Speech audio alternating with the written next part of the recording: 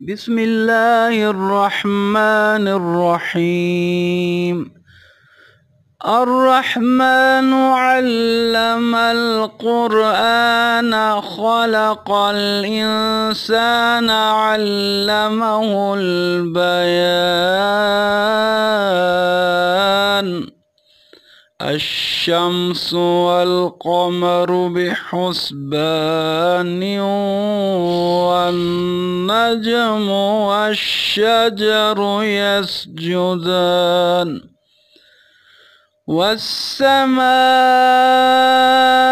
رفعها ووضع الميزان